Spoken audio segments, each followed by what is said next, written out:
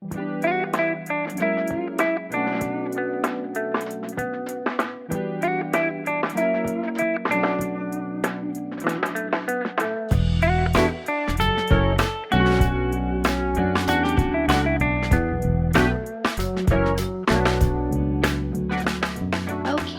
hello, and thank you for joining today's virtual education program with Cancer Support Community Los Angeles. I'm Larissa Montalvo, and I'm the program manager here at CSCLA, and I welcome you to this week's webinar titled, Who Am I After Cancer? Today, we'll be joined by CSCLA's own group facilitator, Bill Kavanaugh, for a discussion about life after cancer. But before we begin, if this is your first time joining us, Cancer Support Community Los Angeles is a premier nonprofit organization providing vital social and emotional support to families facing cancer, including patients, caregivers, and their loved ones, all at no cost. Our programs include support groups, healthy lifestyle classes, social activities, and educational programs such as this one. If you'd like to learn more about our services or watch our past webinars, please visit our website at www.cancersupportla.org. So without further ado, I would like to welcome today's speaker. Bill Kavanaugh is a licensed marriage and family therapist with a private practice in Palm Springs, California. He has worked at Cancer Support Community Los Angeles for 8 years, initially as program manager and now as a group facilitator. He survived stage 4 lymphoma in 2008 and first came to the community as a participant. He speaks from the heart because he knows firsthand the struggles of life after cancer. Welcome, Bill, and thank you so much for joining us today. We are so excited to have you. Thank you, Larissa. I appreciate that. And before I start, I want to give a huge thank you to Larissa and to Edlin both. As she said, I was program manager for a couple of years, and so I know how much work it is. But in this world of webinars and online Zoom and all of that, it's 10 times harder. So we all appreciate you. What you do for the participants and for the staff is truly amazing. So thank you. Thank you. Well, thank you, Bill. You've been big shoes to fill. So. Well, thank you. Now back to me, okay? Go away. All yours. She gave most of the introduction, so I don't have to say a whole lot more. But I do want to say that throughout my talk, I will be sharing a lot of my own personal journey, because what could be a better teacher than what I have learned myself? And a huge part of that is, to me, one of the biggest lessons is that humor and healing go together.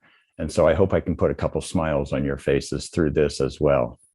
Okay, so let me start my PowerPoint here. Okay. So as Larissa said, I came to Cancer Support Community as a participant in the groups, and I soon realized that I wanted to be one of the facilitators, and I wanted to be one of the ones who was helping. And I sincerely hope that I can help someone here today, because that was my goal from way back then. As she said, we will be taking questions throughout. There's a couple of places throughout this talk that I'm going to stop for questions. So if you want to put them in the Q&A, please feel free. Okay, let's get started. I want to start with one of my favorite quotes from Linda Walters. Everything changes with cancer, everything. Life will never be the same again. Even in the smallest of levels, something will forever be different. There's no going back to who you once were, so embrace it and grow from it and with it. Find the new you in the new space and make it wonderful. Cancer is a trauma. May is National Trauma Awareness Month, and I don't know whether Larissa knew that when she scheduled this or not, but I do want to emphasize that we not underestimate the level of trauma that cancer brings to us. For many of us, me included, probably the worst trauma is the day of diagnosis. That day the doctor gives you the C word. And for me, it was Christmas Eve, of all days. And he told me I had stage 4 cancer.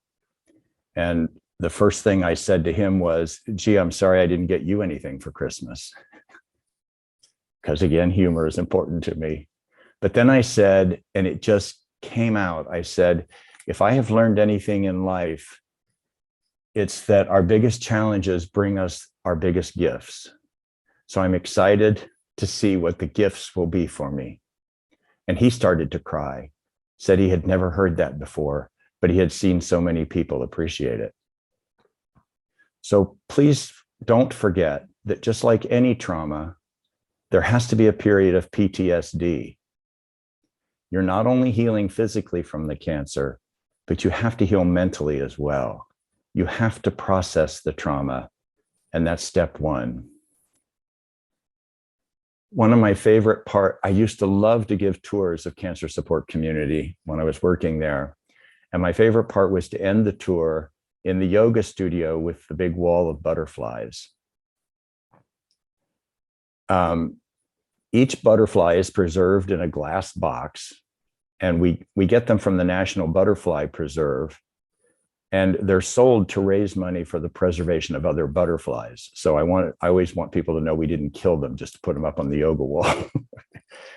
But there's a reason that we have them displayed there.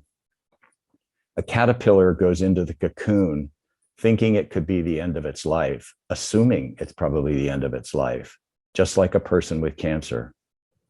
And yet the butterflies emerge so much more beautiful on the other side.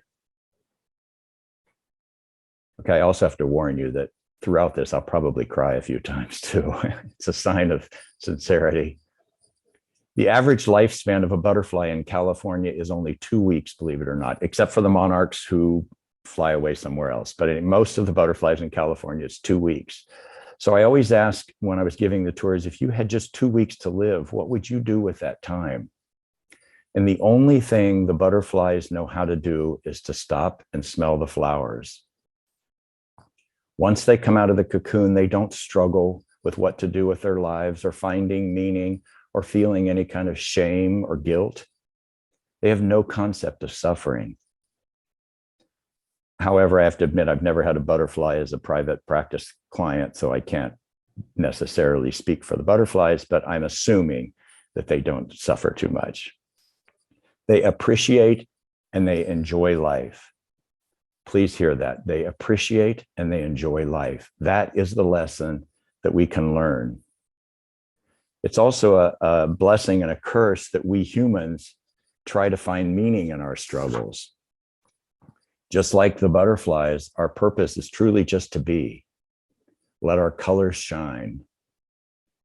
But sometimes it's not always easy to find those colors. And I hope I can help a little bit today with that. One of the things that's kind of odd is as we're going through cancer, we often become comfortable in our discomfort. That was very true for me. It kind of explains why some people may not leave a toxic position at work or an abusive partner or something. They're afraid of the unknown. They like staying in the skillet because they don't want to know what's outside there. It's worse than now what. I know it sounds odd to say that when I was going through chemo, I became very comfortable in my painful routine. I knew that I'd be healthy for about a day or two after the treatments, and then I'd crash and be in bed and exhausted for a couple of days, then sick for one day, oftentimes back into the hospital. And that routine became predictably comfortable. And I was comfortable knowing what the routine would be. I was sad to stop being lazy when it was over. I never said that I was proud of being lazy, but I was.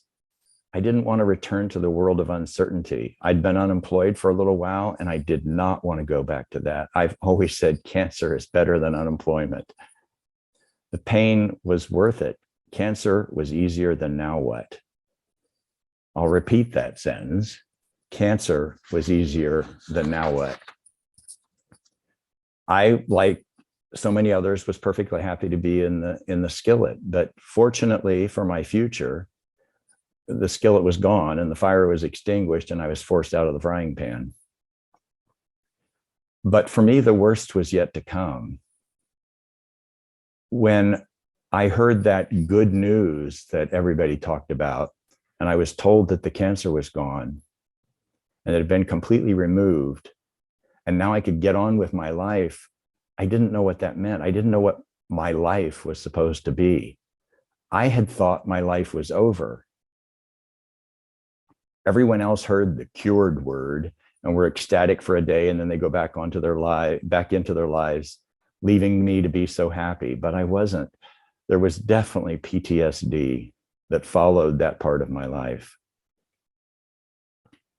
I had enjoyed it so much, and it never felt like a trauma until after it was over. A normal person will often say to a cancer survivor, "Oh, I'm so happy now that you can get back to your normal life." But again, it's well-intentioned when they say that, and it is nice that they are happy for us, but they don't understand what normal is. The new normal is now unknown to us. There's a lot of processing that has to go on. Not all of these for everyone, but why did this happen to me? Why did I survive cancer when it kills so many others? What was this meant to teach me?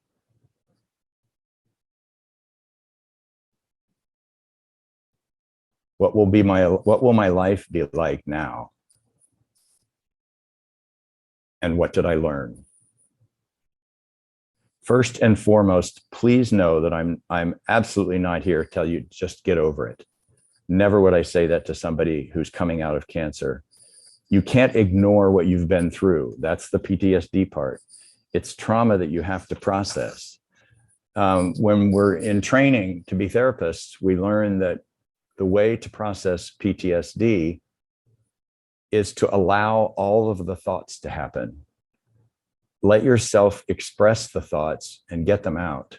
And one of the first thoughts that we need to get over is grief, because there's a lot of things that we're grieving.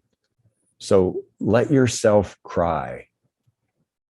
My father used to always say that when we cry, it's love solidified in our body, that the tears represent the love that's coming out of us. So when you cry, focus on what you love and have that allow to help you get through. But there's many levels of grief. It's a loss of our normal daily innocence, loss of life as we knew it, loss of some of our relationships. We all know those friends who disappeared because they didn't know how to deal with cancer. Do we welcome them back or not? That's just, forgiveness is a big part of moving on. Sometimes a loss of a body part, loss of identity. Do you call yourself a cancer survivor? Some people like that, some people don't. Is it a positive or a negative to be now someone who had cancer? Loss of confidence. And most importantly, Elizabeth Harper Neild, who is a grief specialist, says that the number one thing we grieve when we're going through grief is loss of our assumed future.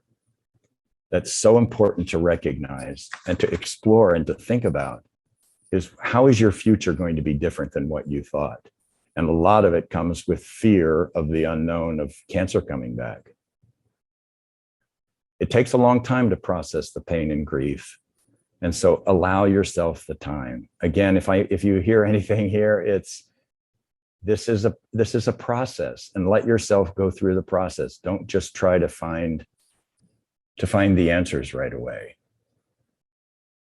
You can turn your grief into glory. Your love, your strength. Okay, this is gonna make me cry. Your love, your strength, your hope are in your soul. They're there. They were given to you at birth. Don't ever lose confidence in them. Don't let your mind or another person steal that from you. Sometimes it's your own brain that convinces itself that we no longer have hope or love. Hope and love are always there. So I just want to go back briefly to my cancer journey and what I went through when I was going through chemo. As I said, I just did what the doctors instructed, and it's a lot easier when you have somebody telling you what to do. But I also wanted to make it fun. So All of my friends who wanted to take me to chemo, they all agreed beforehand that if you're going to take me to chemo, I'm going to make you wear a costume. This is a couple examples of friends who took me to chemo. And one of my friends, while we were sitting through the chemo process, she took my camera and she said, okay, I'm going to take a picture of you now. And I want you to look absolutely as sick and as horrible as you possibly can. Look like you're going to die if you can. And she took this picture. And I'm gonna cry again. After she took it, we couldn't stop laughing. We were laughing so hard that one of the nurses came in and she said, what are the other patients going to think? And my friend said, they're going to think that some people laugh no matter what. And I think that that's so important, to laugh no matter what. There was a woman named Darlene Hunt who created a TV show called The Big C. Originally, it was Kathy with a C, which I loved, but it was The Big C. And she met with me a couple of times to hear some of my funny stories that I had that she could put in the show. But I loved that she was putting out there that it's okay to laugh no matter what. But as I said, then one day, the most serious and intense pain came when the doctors told me I was fine and that all that fun was over. I went to a workshop at UCLA on what is life after cancer. It was, I thought, going to be similar to what I'm doing today, but it was mostly doctors on stage talking about how often you have to come back for checkups and blood work. And, you know, there wasn't really anything about purpose and meaning and existential questions. And so I couldn't believe that I got the nerve in front of, it was an enormous audience. And I got up to the microphone and I said, what about moving forward with my life? Who am I going to become now that I've had cancer? And the doctors all sat there kind of quietly. And one of the doctors said, I think you just need to get a job. The audience was silent. Nobody said anything. And then I grew the biggest balls I've ever had. And I said, I think that's like telling Jackie Kennedy to clean the blood out of her dress and get back in the parade. And again, the audience was silent. The doctors were silent. And I just creeped back to my seat and sat down. But I'm so happy I did that because these doctors didn't seem to recognize what it was that I was really going to struggle with now. And basically, if life was handing me a lemon, why just make something as boring as lemonade? It was an amazing synchronicity that exactly at that time, just like within a week, that a man named Bill Aaron came to me. He's a photographer and he was going to do a book on cancer survivors. And the book was about how people had a positive outcome in their life because of cancer. And he asked me if I would be in the book, even though I hadn't quite found it yet. He asked me if I'd be in the book. And then after he interviewed me, he asked me if I would write the book. And it was the greatest blessing you can imagine to write 120 stories of people who found hope and positivity because of having had cancer. And most of them, I will say, were from cancer support community because he was a member there also. So if you feel like you're going to start struggling, you don't have to have the answers. What I always say is just remember the 4 S's. Look for signs, look for signals, look for synchronicities. Just trust that everything happens when it's supposed to happen and that you don't have to know today. And then one of the motivations is say yes to something that you might be afraid of. And this is one of the beautiful things that I want to say right now. You already know that because you wouldn't be here if you hadn't said yes to cancer support community and to joining our groups and to joining our community. Because there's no better way to process the trauma and to get through all of this than through community. Talking to others like friends and family, but also having these amazing groups to talk to with people who understand. And along those lines, I'll tell you a funny story of my very first day as an intern. I was helping Malcolm in one of his support groups, and I was so nervous. And there was a woman who started crying and talking about what she was going through. And my very first question in the group to her was, how does it feel to be in a room full of people who understand how you feel? And she looked at me and she said, how the F would anyone else know how I feel? So I started my second PTSD after that group.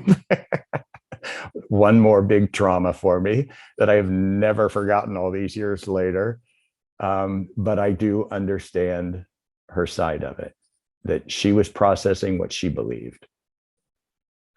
Okay, so the National Cancer Institute has 5 advantages for joining support groups. Most of you probably already know these.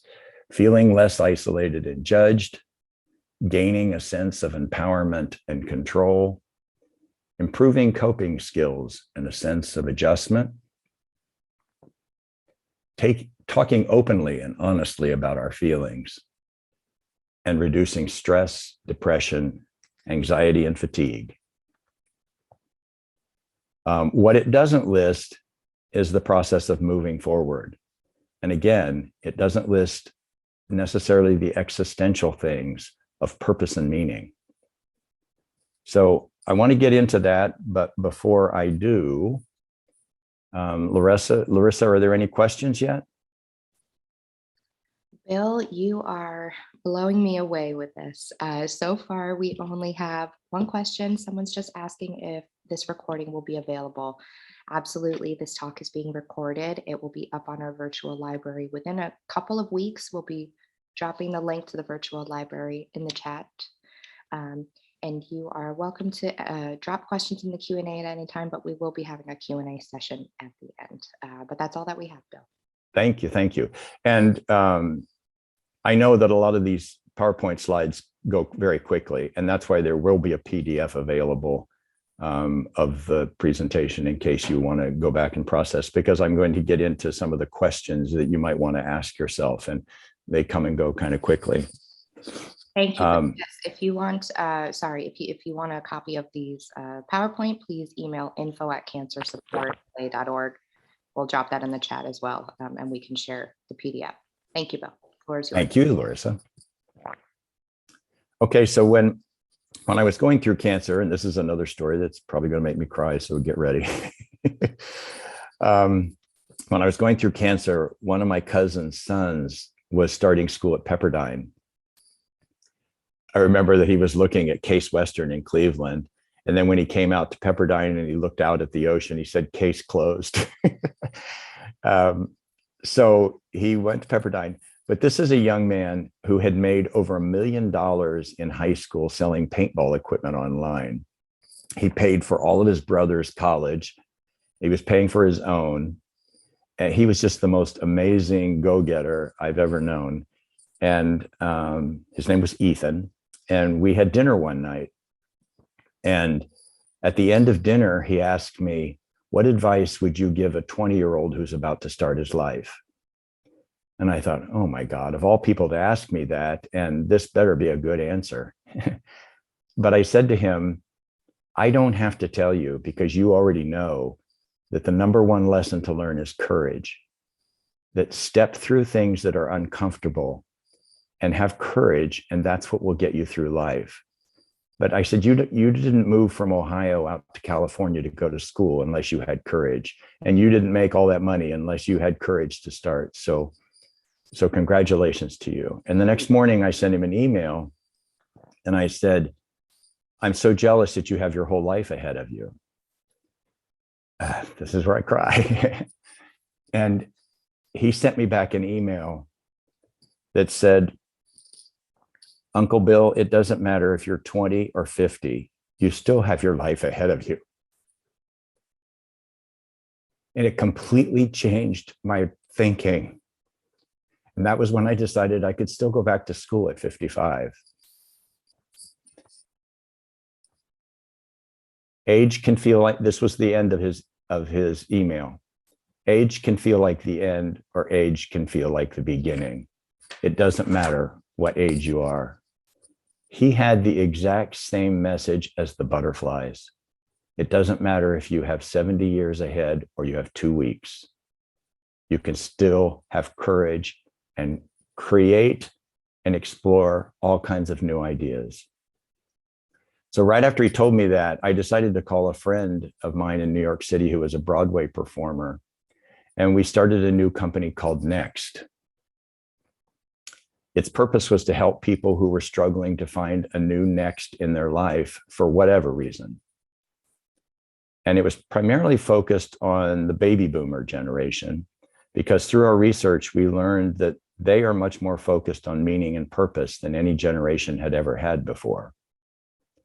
And thus they were influencing generations to come about how to explore life. And how to find personal fulfillment is much more important to baby boomers. I don't say was, it still is to baby boomers. They are beginning much later in life to create themselves, sometimes the second or third recreation in their life. And there's no map to demonstrate how to take the new journey. There's no infrastructure, thank God. It's just learning and discovering and processing what we want to be next. Our society tells us that the normal steps of life is birth, graduation, marriage, parenting, career, retirement, death, in that order. Now you have to keep birth and death in the same order, but anything else can go anywhere else you want it to be. Marriage can change, graduation can change, parenting, career definitely can change. So, how to begin to heal? I want to go back to the healing part. Step one, as we talked about, is allow the pain and sadness. You can only heal if you feel. Step two is to have the hope. And now we're into step three, which is the exploration of what it means. Everyone's next is different. So be sure you don't compare yourself to others. For instance, some people love to work with children. Imagine if you could now help one child with cancer. Some people are artistic or want to learn to be artistic. Imagine how different your art or your music or your poetry or your writing will be after cancer. Look at what it has given you to put into all of those elements of life. I was sitting one day in my living room looking at a painting. My first degree was in art, and I was looking at a painting that I had made on my living room wall. And I decided that I was going to turn that painting into my journal. And so I was just going to start every day journaling on the painting. This was the art. I finished it the day that I moved out here to Palm Springs. So for 10 years, I was journaling on that painting. I just counted the other day, there's 111 lines on it, but it was quite a process to discover myself and to blatantly there in my living room, go back and look at all the things that I had written before. One of the small beginnings that we can take is to start asking yourself questions. I'm going to give some questions, but questions are a big part of human nature. Our brains love questions like, what was the happiest day of my life? Or what's my favorite flavor of ice cream? Board games and game shows are all based on questions, and we love to participate and watch that. But then there's a lot of difficult questions that we don't like. And speaking of questions, Larissa, I'll pause for a minute and see if there's any more. We have one question, but I think it'll be best left to the end. Okay, all right. So while we were creating Next, we came up with several lists of different kinds of questions for people to discover who was I, who am I, now what do I want to be? And we started by having people create what I call your autograph. This was mine. If along the bottom of the graph, you put every year of your life, and on the side, a scale of 1 to 10 of how happy you were that year. You can see that in mine and in many, many of the ones that we went through with people, Your lowest point when you were the saddest in your life, look at the next year, it's the happiest. It's if you explore what's going on and what I can do to change, you can burst right back up to the happiness level. There was a man named Dr. Bill Saltzman who used to do groups at Cancer Support while he was doing research on how cancer involves families. He did the same exact thing. He had each family member do these charts, and then he compared each of the family members with all of them in the room. He met with them one by one and did their chart, and then put them all in the room and showed how different all the charts were and how some people's lowest years were other people's highest years.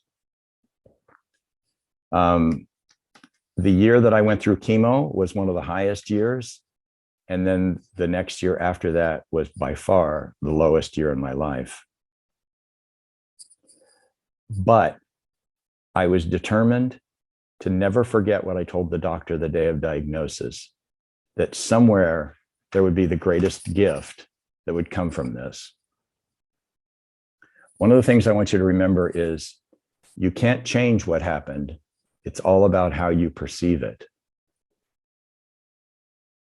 The only thing we remember are the words that we use.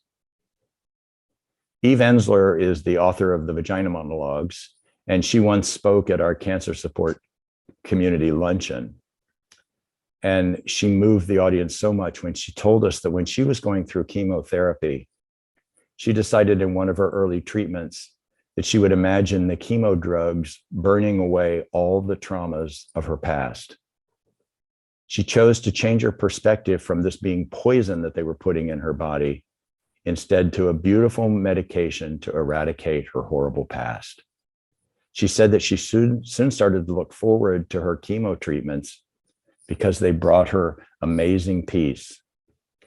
Not only did the experience of cancer change her entire world, the medications that most people dread gave her a new meaning and a new outlook about her future. So again, I want to get back to questions. These are some of the things we came up with in our company of Next. Start by asking small questions. What do I want to do tomorrow that might make me happy or improve my life? And then how do I want to spread that with others and talk about it to others? What is one small step that would bring me a feeling of accomplishment? What do my friends love about me? If I got out of bed 1 hour early tomorrow, what might I do that could make a difference for me or for someone else? What did I love as a kid? And what if I called one person right now just to tell them that I love them? What would they say? Probably, have you been drinking? But okay. Ask important questions too. What does hope mean to me? And again, a lot of these sound shallow, but if you sit and contemplate on each one of these, they're pretty powerful. What does hope mean to me? What might bring a new purpose to my life? What would make me feel more balanced in my life?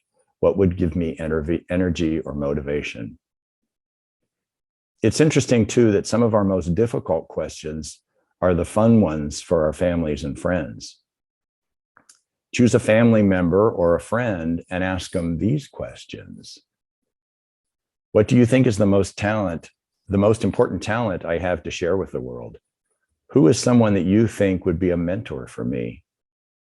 What do you think holds me back? That's a good one. What kind of future do you think would truly excite and motivate me? Where would you say I've made mistakes in my life? And why do you love me?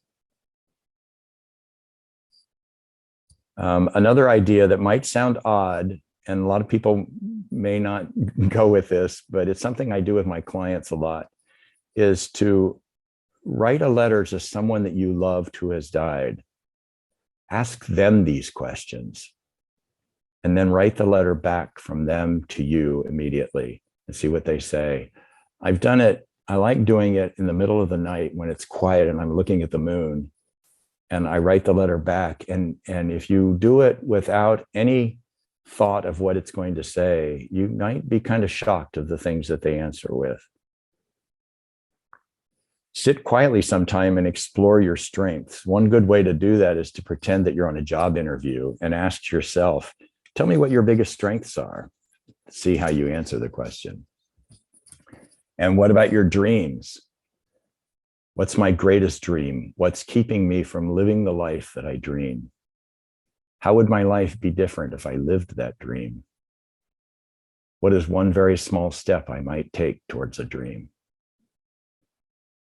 Who might I ask the above questions? Who do I trust, to be honest? Okay, and if cancer teaches you anything, as I have said, please note that it is so important that the lesson we learned is to enjoy life and appreciate life. Having fun is a release of tension and a release of worry. It can immediately change how we think. This process of who am I supposed to be and all that, please make it fun. That's what you've gone through all this for, is so that now you can have fun exploring what's next and what the definition of fun is. Did you used to have fun in the past that you haven't done for a long time? What do you still enjoy? What are new ways to have fun? And then I always love the have-tos and the get-tos. Two lists of daily activities. One is the have-tos, but it's very important that you also have a list of the get-tos. For instance, on your have-to list, it might be brush my teeth, get out of bed, drink water, walk the dog, do laundry, drive to work. And then on the get-to list, it might be have a glass of wine, watch my favorite TV show, go to a movie, drink coffee, play with the kids, have sex. And those two not at the same time. I can't believe I just said that. See, I'm going to get in trouble again. And it's curious that now I've lost my train of thought. It's curious that on some people's have to lists is on the other people's get to list and vice versa. For instance, going to work or eating or exercise, and of course, sex, is some people's have tos and some people's get tos. But make sure that the lists are equal, that we all have lots of things we have to do every day, but make sure you have a long list of all the get tos as well, and enjoy life. You get to a certain age in life when happiness matters most. What matters is what makes you happy. What matters is what makes you happy. So, what is happiness? I'm just going to pause here for questions, but I'll assume, Larissa, there aren't any others right now. Please continue. We can hold them. Okay. The number one thing I hear most from cancer survivors when I ask them what they've learned from cancer is that they learn to appreciate every moment and not sweat the small stuff. Be grateful for what you have. Again, it's just like the butterflies. People don't realize that, but what they're saying is just what the butterflies taught us, is they learn to appreciate every moment. Appreciation is the key to happiness. And so discovering happiness is the ultimate goal. But what is happiness? Okay, so here's some of the things that are happy. Calmer people are happier. So relax. Don't sweat the big stuff. You can't be told how to be happy. It has to be personally discovered. Happiness is not relative to the happiness of others. And I'll tell you a story that relates to that. I always think of this when I think that others aren't necessarily happy when you're happy. Is I was in San Francisco one time walking on the street and I saw a homeless woman sitting on the curb. So I went into a restaurant and got her dinner. And I came out and I was so excited to give her dinner. And I handed her the dinner and she opened the box and said, well, you could have asked me if I was a vegetarian. And she might not have been happy, but I laughed my ass off the rest of the day. I just thought that was the best answer I could have ever gotten because of how happy she made me. Okay. Happiness can be generated through the expressions of positive emotions. So express gratitude, make a list of the things you love. And as I said, maybe write a letter to a loved one who has died. Tell them how much you love them. And this is a blessing. We get happier as we get older. We slowly learn through life that crap doesn't matter. There are three groups of the happiest people. These are the three groups of happiest people: women more than men, people over 60, and parents. Those are the three happiest groups. So congratulations if you're all three. And then stress is the biggest enemy of happiness. Again, don't sweat the small stuff. It's impossible to be stressed and happy at the same time. Stress is feeling loss of control. You don't have loss of control. It's feeling that sense of control over the stressor that will be helpful. Okay, so they've been worded in many, many ways, the key elements to being happy. Many happy and unhappy people, both will have the same 6 categories, but these are basically, of all the research that I looked through, these are almost the same 6 all the time. Is be grateful and express your gratitude. Be kind. Forgive. Relish joy. That's what we've been talking about. Connect with a larger power, whatever that might be for you, and exercise. And that's just a physical key to happiness. So I hope this is a slide. Humor can only make us happy. So I kind of want to end with this because, as I have said, you know how much I love humor, and it gets me in trouble a lot of times at CSC. But it's so important to my happiness. When I was a little boy, my father told me one time that my mission in life was to make people laugh. And it still makes me cry when I know that he saw that in me as a child, because he wasn't necessarily somebody who laughed a lot. So I keep a list of my favorite funny quotes, and I pull the list out whenever I need to smile. And I would recommend that to anybody. When you hear something funny, a joke or just a line or something, write it down and keep it. And then whenever you want to smile, pull it out. So here's a list of my 5 funny, these are some of the funny lines that I love. When my nephew was very young, my sister asked him one day what the name of Jesus's father was. And he responded, Verge. And my sister said, Verge? And he said, yeah, my teacher's always talking about Virgin Mary. That's one of my favorite ones. Number 2, Oscar Wilde once said, try everything once except incest and folk dancing. They still make me smile. Number 3, time flies like an arrow, but fruit flies like a banana. Number 4, nothing outside of us will heal us unless you need an organ transplant.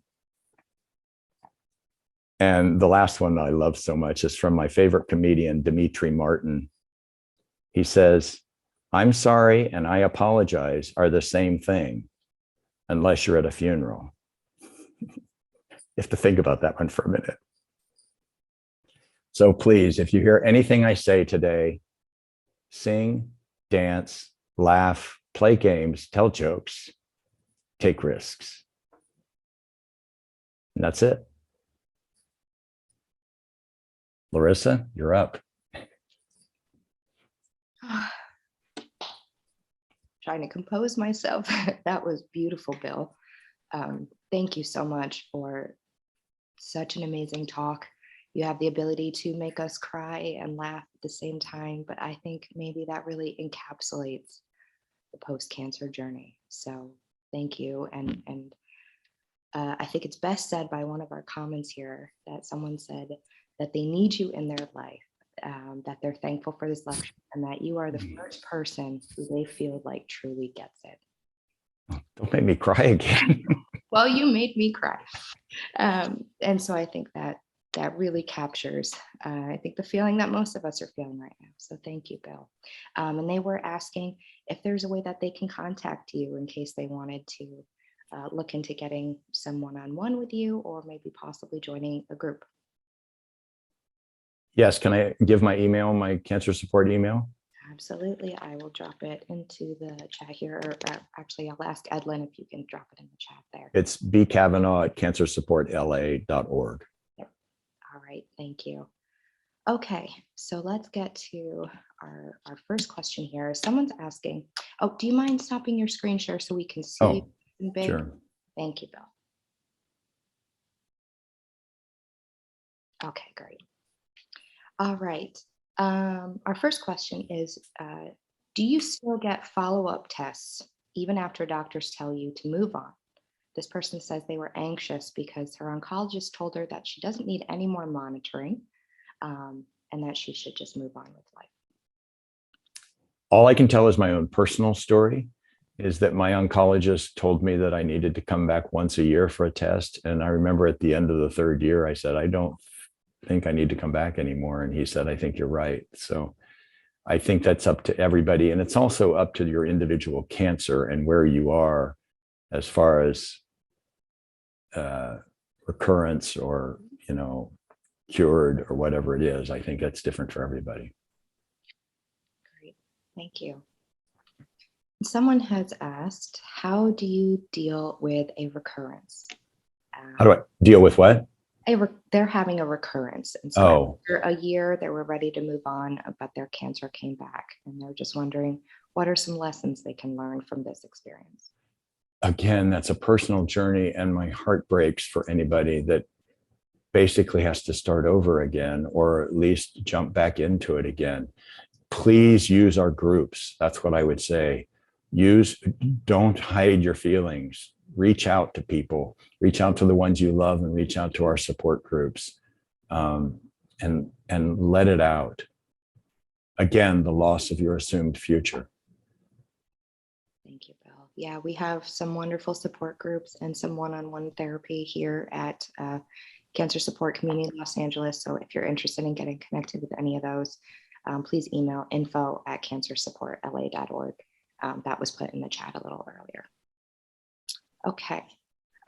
This person said they've recently received news from their oncologist that there's no evidence of active disease, but they've struggled with this, as you've talked about, Bill. And so they're having some difficulty getting out of bed. And they asked if you have any advice or life hacks about how to make that a little less difficult.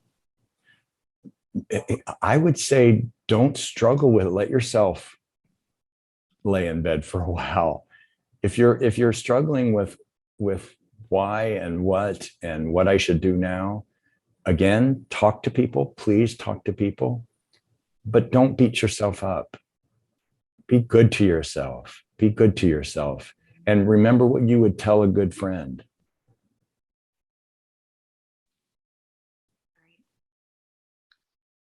Okay. Someone's asking if you have any suggestions or examples of moving on with the brain fog. They feel like it gets in the way of attempts to be more creative or work on new projects. So I guess, how do you deal with the brain fog? Oh, yes, the chemo brain and the brain fog. I used to love to laugh at it. And I will say that it doesn't ever fully go away. I still have problems remembering people's names or things like that. But it definitely gets better. It definitely gets better. Again, this is my experience, is it gets way better after your brain starts to heal. But I hate to say embrace it and laugh at it, but you just kind of have to accept it. No, having hope that it will get better. And for me, it was balancing that with age, which was which was the forgetful part. I appreciate that you keep mentioning finding the humor in things. I think I agree with you. I think it can be very helpful sometimes to just find some ounce of humor. And I'm not saying everybody has to, because not everybody wants to, but it was so well depicted when the nurse came in and said, what are other people going to think? That was implying that we shouldn't laugh and that other people were offended by us laughing. And so not everybody feels that. I know that. We have some fun things here. Someone's saying they remember you from the community from back around 2013. And so they're really happy to be seeing you do this webinar. And we have someone else who's asking if they have a YouTube channel because they found this talk so profound and they said they really needed this talk. Do you have a YouTube channel, Bill? I don't have a YouTube channel, but I do have a blog on Psychology Today. A couple of these stories actually are in the blogs. I try to blog on there every few weeks. So Psychology Today, I think .blog or something like that. But. And could you remind me the name of that blog? I know it. Oh, the name of the blog is Keep Your Fork, because I'm in the process, hopefully, of publishing my book, which is called Keep Your Fork, Something Sweet is Coming. I love that. And how can people find out more about if this book comes out? By emailing you, Bill? Yes, let's hope it does. I will be one of the first people to go out and purchase it. Okay, let's see here. We have a question. If you can share the website for the next company that you were referring to in your slides. Yeah, the website was nextlifeforme.com, but I'm not sure. That was many years ago, and I'm not sure if it's still there or not, but it was nextlifeforme.com. Okay, check that out and see if it's still there. And if so, we'll drop that into the chat. Thank you. Okay.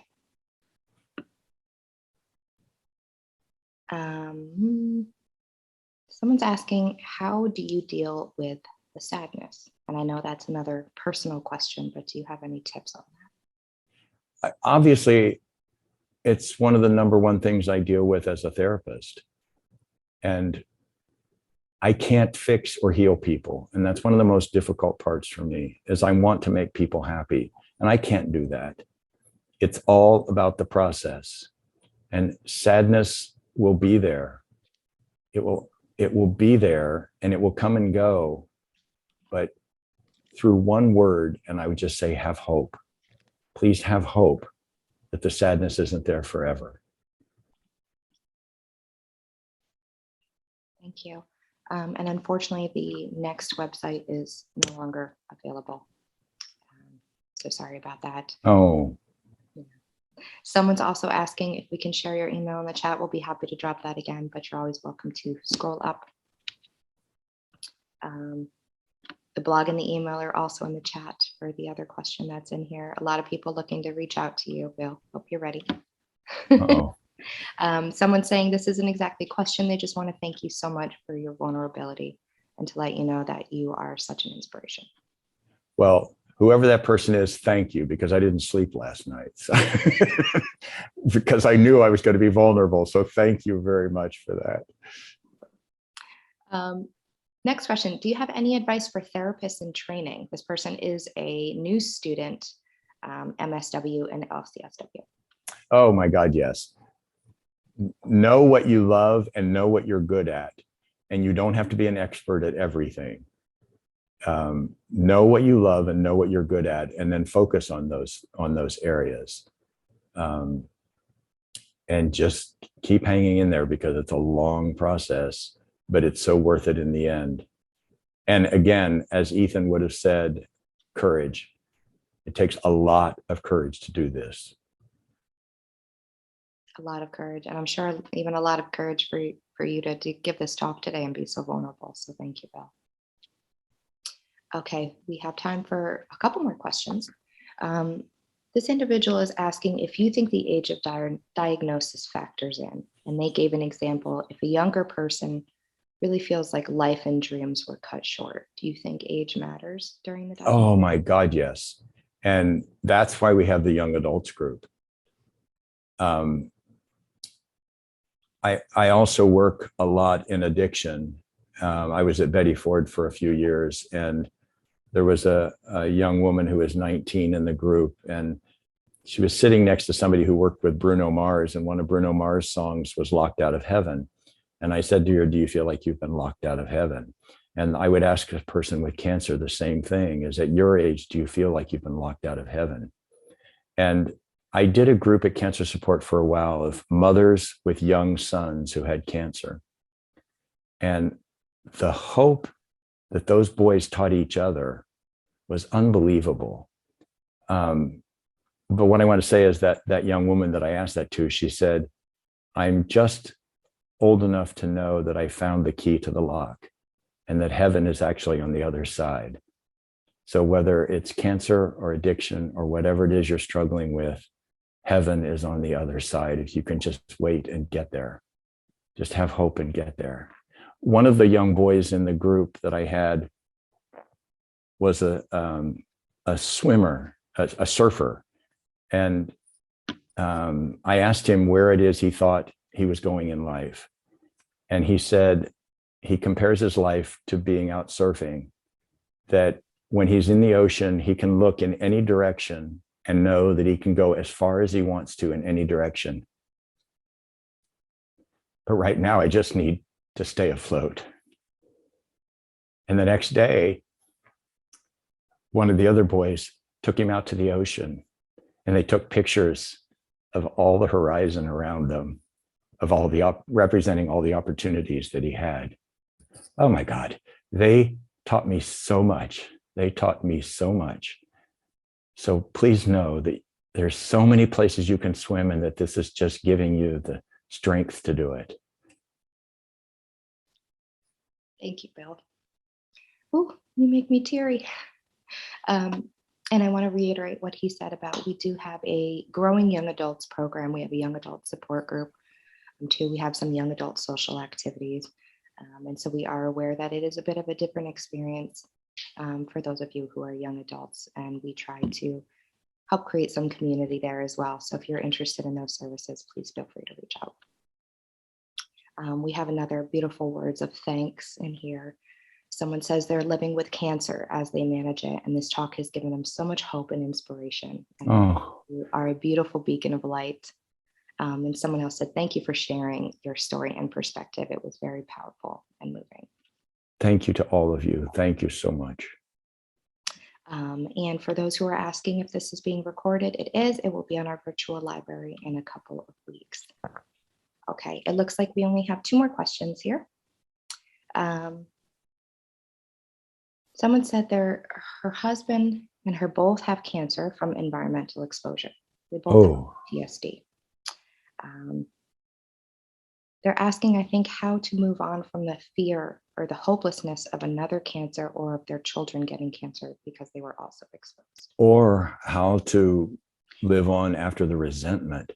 That resentment has to be the number one thing to process and to somehow release. Nothing gave you cancer intentionally, but still it feels like you want to blame. And living in the what ifs is not healthy. The what might happen is not healthy. Appreciate the butterflies, teaching us that right now is what matters most, and appreciate what you have. But I sound like I'm degrading that fear. And I don't mean to, because of course it's there. And of course you need to talk about it. Process the resentment and the fear. I wish there was an answer. Thank you, Bill. And the last question are, what are some of the questions that someone should ask themselves as they process what's happened to help them move forward? Again, some of those were in here, that initial list of why did it happen to me when cancer kills so many other people? Why did I live? Where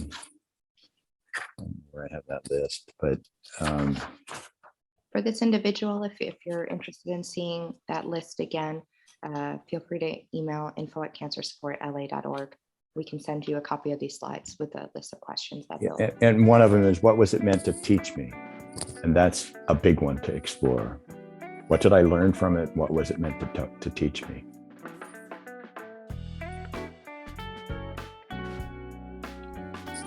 Well, that seems like all the questions we have. I'll give it another second here in case we have anything else come in.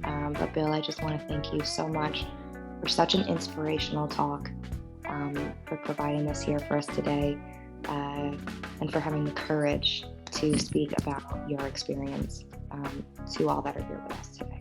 Well, thank you. And again, Larissa, thank you so much for all you do for everybody. We're grateful for you, Bill, to have you as a facilitator. And thank you to all of you who stayed here with us today.